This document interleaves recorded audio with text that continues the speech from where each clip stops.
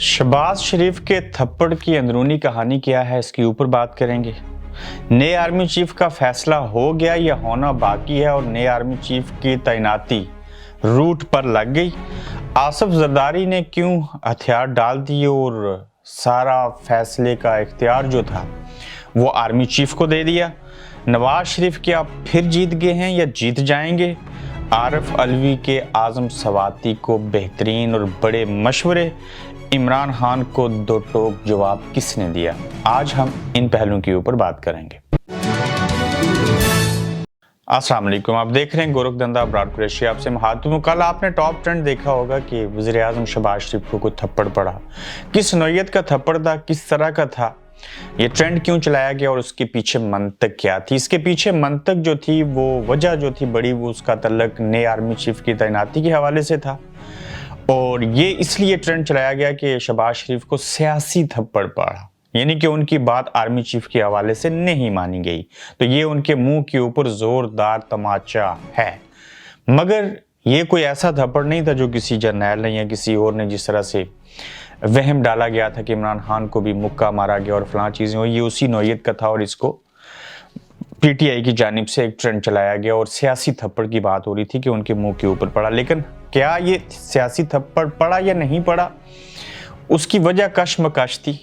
इस कशमकश के दौरान छोटे भाई वज़ीर आज़म शहबाज शरीफ साहब ने लंदन में 6 मरतबा से जायद नवाज शरीफ साहब को एक ही दिन में फ़ोन भी किया। 12 मरतबा उनको चीज़ें बताते रहे, चूँकि आर्मी चीफ आसिम मुनीर के बजाय किसी और को लगाने के बारे में उनके ऊपर प्रेशर था और असम्बली के ऊपर दस्तखत करवाने थे, ये सारी चीज़ें करनी थी। आज दिन है हफ्ते का और ये जो कमिंग पीर जुमेरात का दिन आएगा, उस जुमेरात के रोज़ जो आर्मी की तरफ से 5 नामों की समरी है वो भेजती जाएगी पीर के रोज़ वज़ीर आज़म को और एडवाइस के लिए जाएगी, फिर उसके बाद सदर पाकिस्तान आरिफ अलवी के पास, तो आर्मी चीफ का फैसला होगा। लेकिन क्या नए आर्मी चीफ का अंदरूने खाना फैसला कर लिया गया है या इसमें खींचातानी है?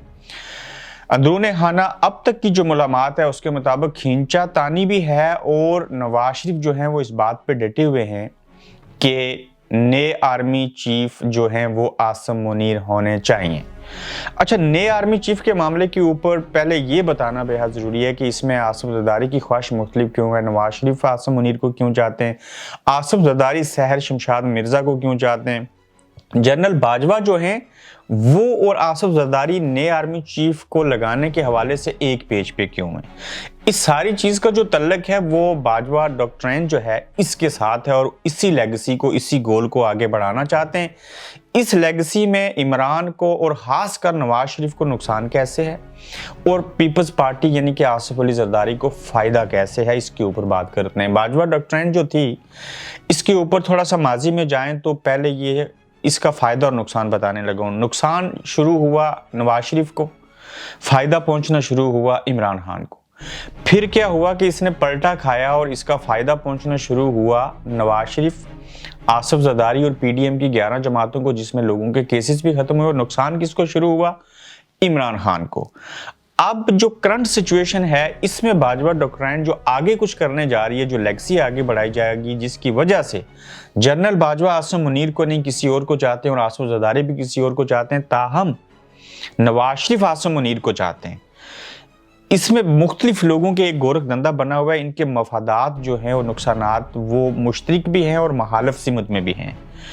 ये नई डॉक्ट्रिन, बाजवा डॉक्ट्रिन जो है वो ये चाहती है कि इमरान को भी नई डॉक्ट्रिन जो अगर आगे बढ़ी तो इसका नुकसान होगा और ख़ासकर नवाज शरीफ को भी नुकसान होगा। अवामी ताकत से इमरान तो मुकाबला कर लेंगे लेकिन इनका कुछ नहीं बचेगा अगर उनकी मर्जी का आर्मी चीफ आसिम मुनीर ना लगे नवाज शरीफ के, तो फ़ायदा किसको होगा? अब सिर्फ फ़ायदा जो होगा वो पाकिस्तान पीपल्स पार्टी को होगा अगर ये चीफ बाजवा साहब और आसिफ जरदारी साहब आसिम मुनीर के बजाय किसी और को लगाते हैं। तो ये सारा चक्कर है। इसमें इमरान खान अपनी चीज़ों को देखने आसिम मुनीर लगे तो ज़ाहिर है इमरान खान के बारे में उनकी शायद राय अच्छी ना हो, शायद नहीं हकीकत में, क्योंकि वो करप्शन के बारे में चीज़ें बताई तो उन्होंने बतौर DGISI फारिग किया था। नवाज शरीफ मोस्ट सीनियर की वजह से आसिम मुनीर को नहीं चाहते कि आर्मी चीफ लगे। उनका ये भी है कि एक तो इमरान को सपोर्ट नहीं करेंगे, कम से कम फेयर रहेंगे, न्यूट्रल रहेंगे। और दूसरी जानिब उनको ये लगता है सबसे बड़ा खतरा कि अगर बाजवा साहब ने और जरदारी साहब ने अपनी मर्जी का चीफ लाया, जो मैं नहीं कह रहा, अगर उनकी तरफ से आया तो इसका नुकसान मुझे ज्यादा होगा और फिर फायदा सबसे ज्यादा पीपल्स पार्टी को और उसके बाद फायदा इमरान खान को होगा। तो ये सारा किस्सा कहानी है। लेकिन अब तक की मुलाकात के मुताबिक पीडीएम का इत्तेहाद न टूटे।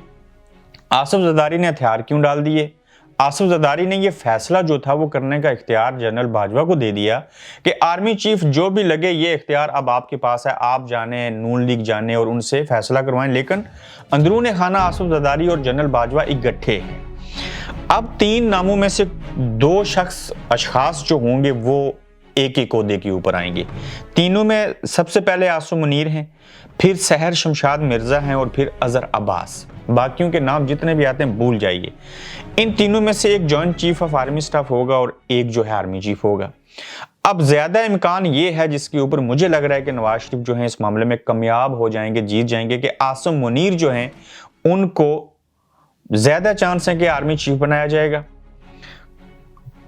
फिर अजहर अब्बास और सहर शमशाद मिर्जा में से सहर शमशाद मिर्जा के ज्यादा चांस हैं कि joint chief of army staff बनेंगे।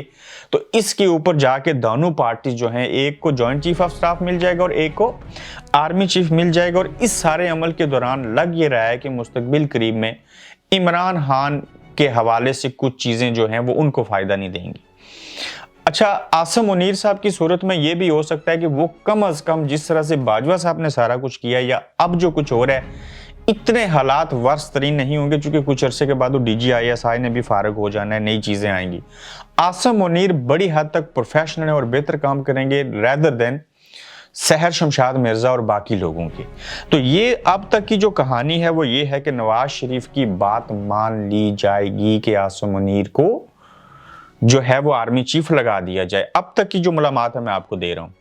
इसके फिर 3 फैक्टर बता देता हूं। एक तो वो इमरान खान के समझते हैं कि खिलाफ हैं, दूसरा ये समझते हैं कि मोस्ट सीनियर भी हैं और सारी चीजें हैं, प्लस तीसरी चीज ये है कि अगर कोई और लगे तो उनको लगता है कि ये फायदा बाजवा डॉक्ट्रिन आगे बढ़ेगी, आसिफ जरदारी को मुस्तकबिल में फायदा होगा, तो इसलिए वो आसम मुनीर के नाम के ऊपर आते हैं। और बाजवा डॉक्ट्रिन, अब नवाज शरीफ को पता है कि इन्होंने हमें बड़ा नुकसान पहुंचाया है, ये चंद दिनों के मेहमान हैं, ये चले जाएं, नया चीफ मेरिट पे लगा के देखते हैं। इससे कबल मैंने 5 चीफ लगाए, एक भी मेरिट पे नहीं लगाया था, तो शायद अब मेरिट पे फैसला करें तो उसका ये फायदा, ये नुकसान और ये चीजें होंगी। इस बात से साबित हुआ कि आर्मी चीफ क्यों डिस्कस होता है, ये क्यों आर्मी चीफ लगने के लिए चीजें होती हैं। एक जुमला रिपीट करूंगा, सबसे बड़ी जंग पाकिस्तान में एक है, मैं चीफ ऑफ आर्मी स्टाफ क्यों नहीं लगा, ये क्यों लग गया, इसको क्यों एक्सटेंशन मिली, मैं कब लगूंगा। That's it. ये हमारी सियासत है, ये हमारा असल मुद्दा है और ये शुरू दिन से ऐसी चीज होती आई है। इसके ऊपर फिर कभी स्पेशल एपिसोड करेंगे। अच्छा, आरिफ अलवी ने 2 टोक जवाब किसको दिया जी? आरिफ अलवी ने कहा कि खान साहब मैं समरी को नहीं रोक सकता, मेरे पास एडवाइस के लिए जब समरी आएगी तो मैं उसके ऊपर दस्तखत कर दूंगा। ये 2 टोक अल्फाज में आरिफ अलवी साहब ने अपने लीडर, अपने कायद, पाकिस्तान तहरीक इंसाफ के सरबराह इमरान खान साहब को ये बात बता दी। अब होगा भी ऐसे, चूंकि आर्मी चीफ जो हैं उनके साथ भी अच्छी अंडरस्टैंडिंग है, चूंकि अब जो आरिफ अलवी हैं उनकी ज्यादा हमदर्दियां, ज्यादा फीलिंग्स, या मजबूर और लाचार हैं या हकीकत में जो चीज कर रहे हैं वो इमरान खान की तरफ से कम है। वेल विशर है इमरान खान के, मिडिल मैन बने, सारी चीजें करने की कोशिश की, लेकिन वो आर्मी की बात कभी भी नहीं टालेंगे। आजम सवाती के साथ मिले सदर पाकिस्तान आरिफ अलवी और सेनेट के चेयरमैन जो हैं सादिक संजरानी के साथ, तो उन्होंने जो मिडिल मैन का किरदार अदा करने की कोशिश की। फिर से आर्मी चीफ जनरल फैसल जो हैं उनके दरमियान की, इनका नाम ना लिया जाए, फैसल मुनीर आई थिंक उनका नाम है। आजम सवाती साहब की आज भी प्रेस कॉन्फ्रेंस हुई, गुज़श्ता रोज भी, उससे पहले भी हुई, रोज बद्दुआएं देते हैं, चीख चला रहे होते हैं और बातें करते हैं। तो आरिफ अलवी साहब ने कहा, आजम सवाती साहब आप जो हैं थोड़ा सा हल्का हाथ रखें और इन लोगों के बारे में खामोश हो जाएं।